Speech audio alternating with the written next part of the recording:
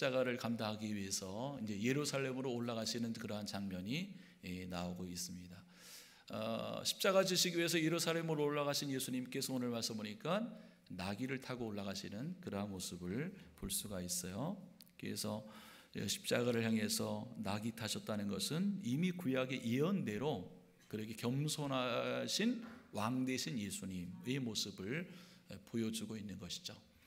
이미 그 예수님께서 오시기 전에 520년 전에 이미 예수님께서 예루살렘으로 올라가실 때 그러한 모습으로 올라가실 것이다라고 스가랴 선지자를 통해서 이미 예언을 한 것입니다. 그래서 스가랴 9장 9절 말씀을 읽어보시면, 자 읽겠습니다. 시작. 시온에 따라 크게 기뻐할지어다. 예루살렘에 따라 즐거이 부를지어다. 보라, 내 왕이 내게 임하시나니 그는 공의로우시며 구원을 베푸시며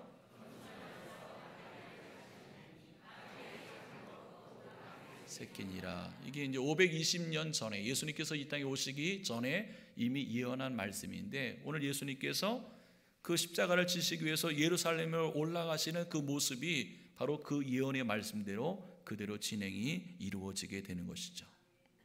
나귀라는 것을 보면 뭐 짐을 싣는 짐승입니다. 사람들이 많이 타는 일반적인 그러한 짐승이고 흔한 짐승이기도 하다, 그렇게 얘기할 수 있습니다. 좀 나귀와 비교할 수 있는 짐승이 있다면 말이라고 얘기해서 말은 그냥 그때 당시 그냥 아무나 타는 말이 아니라 왕이 탄다든지 뭐 장군 같은 사람이 탄다든지, 그래서 왕의 그 타는 그 말, 장군들이 타는 그 말의 의미가 있다. 말은 어떠한 싸움, 그런 거, 권력 같은 거, 힘 같은 거, 말의 그 의미를 말한다면 그러한 의미가 내포되어 있어요. 그래서 나귀하고 말과 비교해 본다면 나귀는 정말 겸손한 것이죠. 흔하고. 그러나 말 같은 것은 싸움, 전쟁, 뭐 이런 것을 의미가 하면서 비교가 되겠죠. 그래서 예수님께서 그러한 말을 타신 것이 아니라 스가랴서의 그 예언의 말씀대로 예수님이 그 나귀를 타신 거라는 것이죠.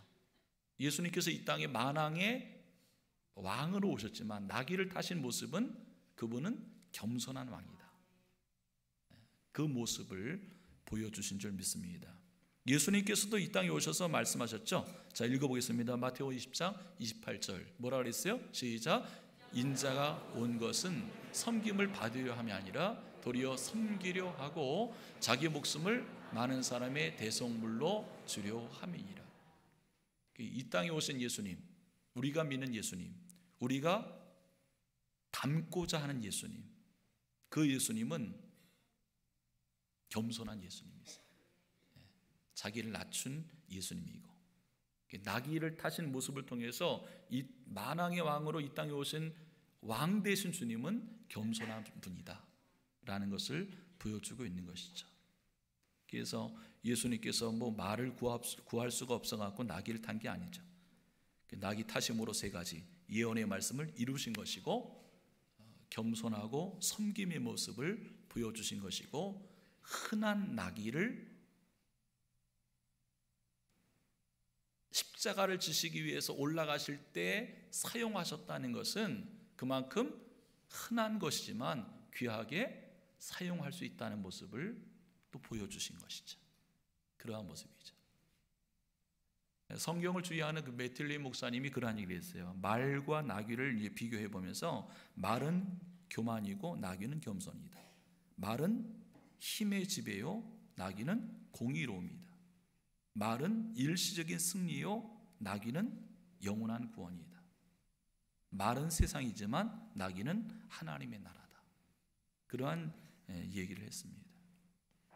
자, 우리가 나귀 타시면서 예루살렘에 올라가시는 그 예수님의 모습을 보면서 우리가 배울 점이 있어요. 그건 뭐냐면은 겸손하신 예수님을 닮아가는 거죠. 겸손한 예수님을 닮아가기 바랍니다. 그 겸손한 예수님과 자꾸만 멀어지는 모습이 아니라 가까워지는 모습이 우리가 돼야 되겠죠. 한번 물어볼까요? 겸손하신가요? 그러면 안 닮았다는 거예요. 뭐라고 했어요? 섬기고 있나요? 내가 내 자신을 얘기하기는 쑥스럽잖아요, 그죠? 자, 우리가 왜 예수를 믿느냐? 예수님 닮아가려고 믿는 거예요. 할렐루야.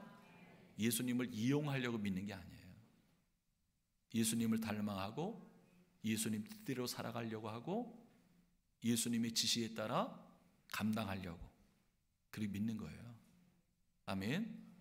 우리가 예수 믿는 신앙이 자꾸만 길어질수록에 예수님을 닮아가는 모습이 많아져야 돼요. 멀어지는 게 아닌 줄 믿습니다. 할렐루야. 닮아지시기를 주의로 축복하고요.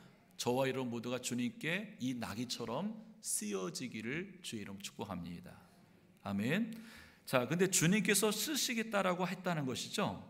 자, 주님께서 쓰겠다 했을 때 그 나귀의 주인을 보면 그 주님께 드렸다는 거예요. 그 나귀의 주인이 있어요, 없어요?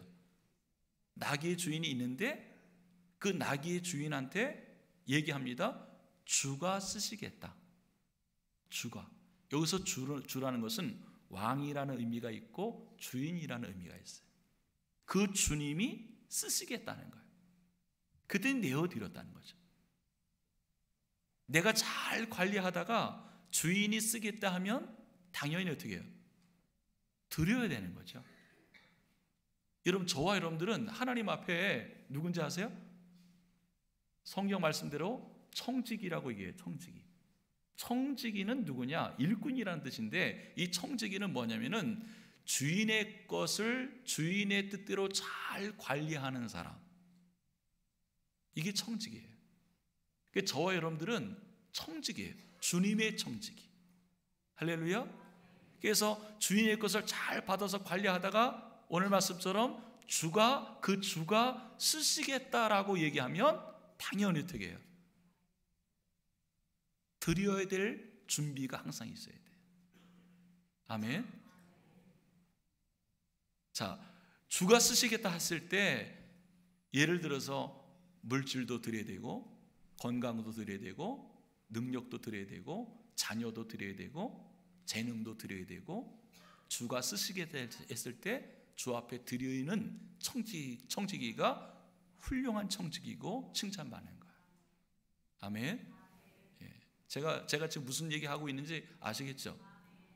안 들으려고 그러는 것 같아갖고요. 뭐 드리라 그러니까 참 안 드리려고 막 귀를 막는 것 같아갖고. 그게 훌륭한 청지기예요. 아멘. 참존 화장품의 그 김광석 그 장로님이죠. 회장님이 이분이 책 쓴 게 하나 주가 쓰시겠다라는 책이 있는데 한번 찾아서 한번 읽어보시기 바랍니다. 이분은 원래 불교 신자의 회장도 하고 그 도봉산 요 원도봉산 올라가면 큰 절이 있는데 그것도 짓고 한 분인데 친구의 전도를 받았고 예수를 믿은 거예요. 예수를 믿어갖고 뭐 10의 2조까지 할 때에 하나님께서 뭐 80배의 뭐 축복을 주시고 뭐 여러 가지 경험을 많이 해갖고 이분이 회사를 경영하는 데 있어서 세 가지 전략을 세웠어요. 하나는 뭐냐면은 제일 첫 번째가 11조 한다. 두 번째는 새벽 기도한다. 그리고 세 번째는 청지기 정신으로 한다. 세 가지였어요. 여러분들은 어떤 뭐 세 가지가 있나요? 아이템이? 예수 믿는 사람들은 뭐 세 가지 정도는 딱 정하는 것이 있어야 되는데 무슨 사업하시고 하시는 분들은 딱 세 가지. 우리 교회 그 식당 하시는 우리 이정근 맞나요? 그 대박집이 있어요. 그죠? 대박집의 그 모토가 뭐냐면 돈 벌어서 효도하, 어머니께 효도하자. 그거예요. 너무 좋다고 생각해요. 우리 자녀들이 하여튼 돈 벌어서 하나님께 효도하고 부모님께 효도하고. 그러니까 한 세 가지는 정하셔야 돼요. 내가 직장 다니는 세 가지, 내가 사업하는 세 가지, 그 세 가지가 좀 있어야 돼요. 아시겠죠? 그러한 모습 되기 바랍니다. 그 김광석 그 회장님이 그러한 얘기를 했어요. 우리 회사의 주인은 하나님이시고 나는 지배일 뿐입니다. 그런 얘기를 했어요. 지배일 뿐. 회사의 주인은 하나님이시래. 그래 청지기의 정신을 가지고 꾸려나가는 거죠. 아멘. 여러분, 우리는 우리에게 맡기신 모든 것을 주님의 뜻대로 잘 관리하다가 주인이 쓰시겠다고 하시면 당연히 드리는 준비, 그래야 될 줄 믿습니다. 물질도 주님이 쓰시겠다 하면 복이고요, 건강도 주님이 쓰시겠다 하면 복이고요, 재능도 주님이 쓰시겠다 하면 복이고요, 자녀도 주님이 쓰시겠다 하면 복인 줄 믿습니다. 복 정도가 아니라 감사합니다 그래야 되겠죠. 감사합니다. 누구에게 쓰이느냐에 따라서 복이 되고 저주가 되는 거예요. 주님께 쓰이게 된다는 것은 그건 엄청난 복이고 감사인 줄 믿습니다. 여러분, 칼이라는 것도 보면 칼도 쓰는 사람이 다르잖아요. 사람을 살리는 의사의 손에 쓰여지면 사람을 살리는 역할을 하는 중요한 역할이지만, 사람을 죽이는 강도의 손에 들려지면 얼마나 비참해요. 우리의 모든 것이 주님께 쓰여진다면 그것은 너무나 감사한 일인 줄 믿습니다. 여러분, 주님께 쓰이는 것 복임을 꼭 믿으시고 경험하기를 주의 이름으로 축복합니다. 자, 근데 오늘 주님이 타신 이 나귀를 보면 2절 말씀에 나오죠. 이 나귀를 보니까 어떤 나귀라고 그랬습니까? 곧 아직 아무도 타보지 않은 나귀라고 했어요. 아무도 타보지 않은 나귀라. 아무도 타보지 않은 것은 새 것이라는 것이죠. 누구도 한 번도 써보지 않았다는 것입니다. 근데 새 것이고 한 번도 써보지 않은 그 나귀를 누가 맨 처음에 사용했어요? 주님이 먼저 사용했다는 거예요. 여기에 의미가 있습니다. 무엇보다도 먼저 주님이 쓸 수 있도록. 여러분, 우리가 헌금도 어떠한 일도 다 뭐 하고 나서 주님을 위해서 드리고 쓰는 게 아니에요. 우리들의 신앙관이 이 말씀 속에서 정립이 되셔야 돼요. 드리고 남은 거, 쓰고 남은 거, 뭐 어떻게 해서. 어떤 사람은 빚을 갚기 위해서 대출을 받는데도 먼저 주님께 먼저 드리더라고요. 하여튼 우리 돈 얘기하면 생생해지니까 되도록이 안 하려고 그래요. 자, 오늘 말씀 속에서 다른 일보다 주님 위해서 먼저 사용됐다는 것. 여러분, 신앙의 우선순위가 있으셔야 돼요. 내 마음대로 믿는 게 신앙생활이 아니에요. 내 마음대로 믿을 거 뭐하러 교회 나오고 예수 믿습니까? 주님 마음대로 믿으려고 나온 거죠. 할렐루야. 또 다른 의미는 아직도 사용해보지 못한 낙이라는 것은 아직도 일한 경험이 없잖아요. 그러니까 어떻게 보면 익숙하지 않다는 거죠. 익숙하지 않고 경험이 없지만 주님께 쓰일 수 있다는 거예요. 우리는 뭐가 경험이 있어야, 익숙해야, 뭐 훈련이 돼야, 그래야 주님이 쓰신다, 이게 일반적인 생각이지만 아닙니다. 경험 없어도 주님이 쓰세요. 익숙하지 않아도 주님이 사용하세요. 아멘. 주님이 쓰는 거예요. 주님이. 사람이 쓰는 게 아니라. 아멘. 잘 몰라도 쓸 수 있고 한 번도 일해 본 적이 없어도 주님은 쓰신다는 거. 감사할 따름인 줄 믿습니다. 내가 쓰는 게 아니에요. 주님이 쓰시는 거예요. 아멘. 자, 근데 오늘 2절 말씀 보니까 그 나귀를 보니까 아직 아무도 타보지 않은 나귀 뭐라 그랬어요? 예, 새끼라 그랬어요. 세게 하지 맙시다. 나귀 새끼. 나귀 새끼는 어리다는 거 아니겠어요? 어리다. 그죠? 어리다. 자, 근데 뭡니까? 어린 나귀지만 주님이 썼다는 거예요. 어려도 일할 수 있고 어려도 쓸 수 있다는 거예요. 아멘. 여러분, 다윗이 어렸을 때부터 쓰임을 받았어요. 부모들 잘 들으세요. 어려서 아직은 그렇게 생각하지 마세요. 어려서부터 봉사해야 돼요. 어려서부터 쓰임 받을 수 있도록 부모의 믿음을 보여주셔야 돼요. 아멘. 건강할 때 쓰실 수 있도록 하셔야 돼요. 아멘. 그게 믿음이에요. 어려서 안 돼, 나이가 아직 아니야, 그런 여러분의 생각이죠. 주님은 어린 나귀를 쓰셨어요. 주가 쓰시겠다 했어요. 막지 마세요. 쓰일 수 있도록 들으시기를 주의 이름 축복합니다. 아멘. 할렐루야. 자, 7절 8절 말씀은, 자, 예수님께서 이 십자가의 사역을 하면서 예루살렘에 올라가셨는데 어떤 사람은 이렇게 나귀를 드리고 했지만, 나귀를 드리지 못했지만 어떤 사람은 자기의 옷을 드렸고, 어떤 사람은 옷도 없는 사람은 어떻게 했어요? 옷도 드릴 수 없는 사람은 나무가지를 꺾어서 깔아드리고.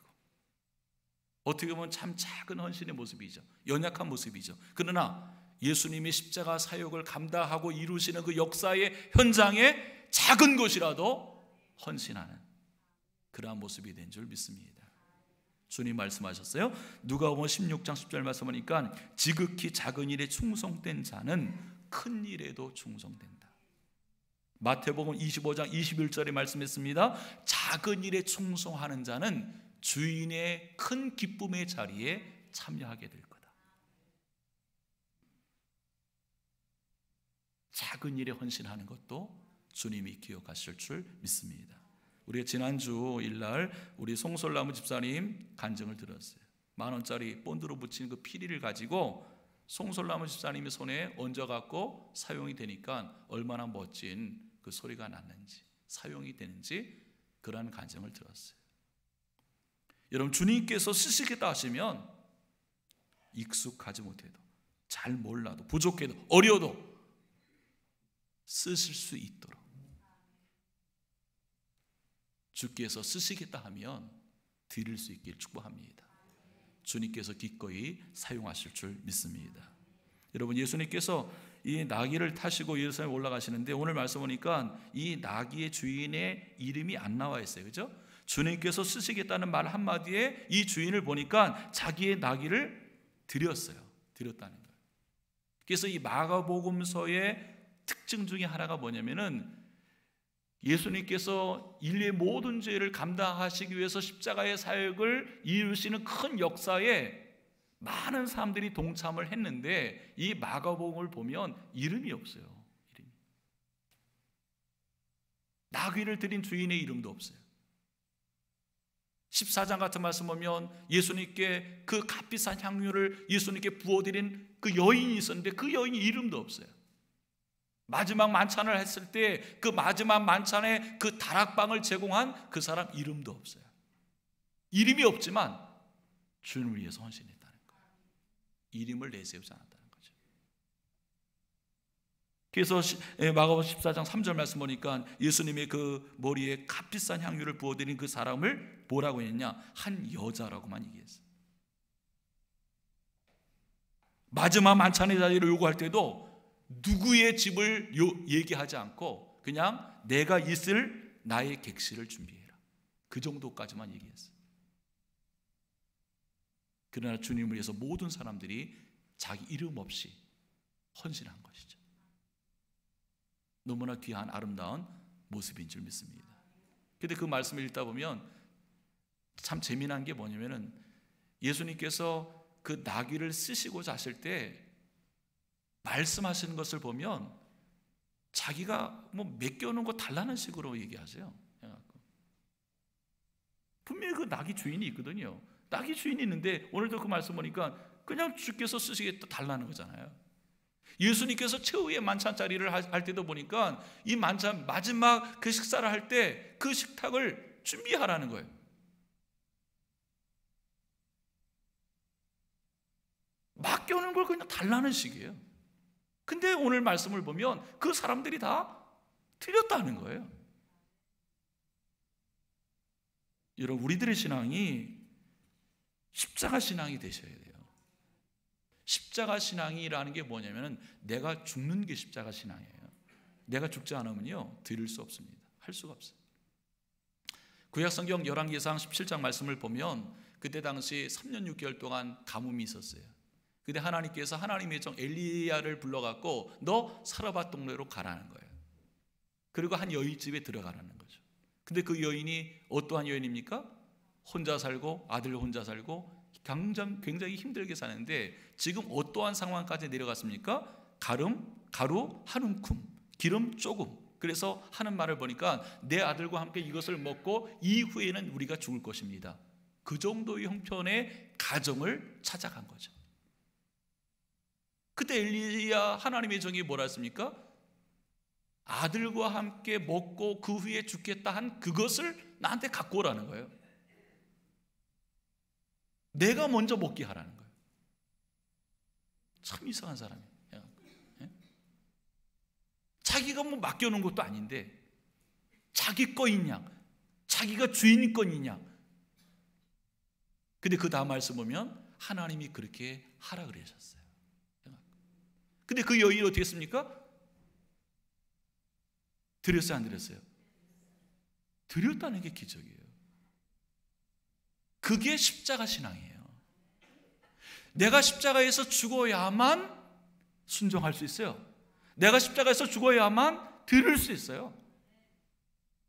거기서 내가 살아있으면 할 수가 없어요. 드릴 수가 없어요. 헌신할 수가 없는 거예요. 그러나 그 여인은 드렸습니다. 그랬더니 열왕기사 17장 16절 이하의 말씀 보니까 여호와께서 엘리야에게 말씀하신 대로 하였더니 말씀대로 가루가 떨어지지 아니하고 기름도 떨어지지 아니하니라. 십자가 신앙으로 나가니까 하나님의 말씀을 경험하게 된 거예요. 여러분, 십자가 신앙으로 나가지 않으면 아무리 하나님의 말씀이 약속의 말씀, 축복의 말씀, 기적의 말씀일지라도 경험할 수 없습니다. 왜? 내가 그렇게 할 수가 없으니까. 내가 죽어야만 말씀에 따를 수 있어요. 말씀에 순종할 수 있고 거기에 하나님의 약속의 말씀이 이루어지게 되는 거죠. 할렐루야. 내가 죽는 것입니다. 예수님께서 십자가 지시는 그 역사의 길에 많은 사람들이 동참하고 헌신했지만 오늘 말씀처럼 나귀 주인의 이름도 안 나오고 다락방 주인의 그 이름도 안 나오고 향유를 부은 그 여자의 이름도 나오지 않았어요. 여러분, 우리가 예수님의 최후의 만찬을 준비한 그 다락방이 누구의 다락방이라고 우리 일반적으로 알고 있나요? 마가의 다락방이라고 그랬어요. 다락방이라는 것을 제가 보니까 우리나라처럼 그냥 뭐 중턱에 다락방처럼 만드는 게 아니라 그 동네는 2층에 2층을 다락방이라고 얘기해요. 거기 가보니까 한 120명 정도 앉을 수 있는 넓은 공간이었어요. 자, 오늘 우리가 읽을 말씀 보면 어디 말씀 읽었습니까? 마가복음을 읽었어요. 마가복음, 자기가 예수님의 마지막 만찬을 준비하기 위해서 그 자기의 다락방을 마가가 드렸다고요. 근데 마가복음을 자기가 기록하면서 자기 이름 올리지 않았어요. 주님께 드렸어요. 기록하지 않았어요. 주님만 높일 수 있도록 한 거예요. 여러분, 이게 십자가 신앙이에요. 십자가 신앙이 없으면 할 수도 없고 드릴 수도 없어요. 그 결과는 경험할 수도 없고요. 세상은 그렇지 않습니다. 세상은 자기 하나 손 하나 까딱하지 않고 자기가 한 것처럼 얘기하고 자기도 한 것처럼 만들기도 하고 자기 이름을 끼워 놓기도 하고 뭐 말도 많습니다. 근데 마가는 그렇게 하지 않았다는 것이죠. 여러분, 예수님께서 우리에게 이것저것 다 많은 것을 주시고 맡겨주셨어요. 우리는 더 달라고 기도도 하고 얘기도 하고 그럽니다. 근데 오늘 주님께서 이러한 우리에게 말씀하고 있어요. 누가 쓰시겠다 그랬습니까? 주가 쓰시겠다는 거예요. 기억하세요. 내가 주가 아니에요. 나는 청지기임을 기억하시기 바랍니다. 주가 쓰시겠다는 거죠. CTS 그 기독교 TV를 보면 브라이언 박이라는 목사님 나오시죠. 나도 한번 머리 한번 그렇게 한번 해보려고 했는데 옆에 싹 깎고 위로 이렇게 올려가 사진 안 나오나? 다음 주에 내가 이렇게 하고 나오려니까. 이 양반이 엄청 잘 나가는 양반이에요. 엄청. 뉴욕의 증권가에서 뉴욕 증권가에서 최고의 증권회사의 부사장까지 몇 살 때 했느냐? 26살 때. 이 양반이 한 얘기가 뭐는지 아세요? 돈 버는 게 가장 쉽대. 엉뚱한 얘기죠. 우리는 그렇게 해본 적이 없으니까. 돈 버는 게 가장 싫어. 나가면 돈이래요. 써도 남는 돈이고 들어오고. 우리도 언젠가 그렇게 한번 해봐야 되는데. 근데 자기 마음은 채워지지 못했대.